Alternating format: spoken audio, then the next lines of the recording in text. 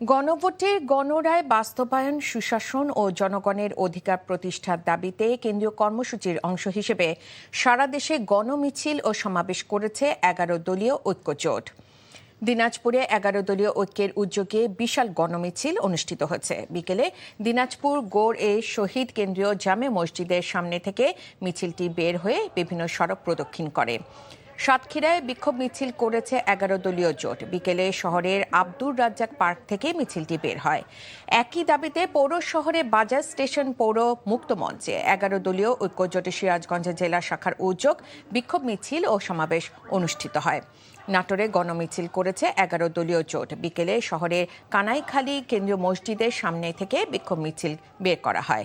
মোংলায় ১১ দলীয় জোটে গণমিছিল অনুষ্ঠিত হয়েছে। এছাড়া কিশোরগঞ্জ সহ অন্যান্য জেলায়ও ১১ দলীয় জোটে গণমিছিল অনুষ্ঠিত হয়েছে।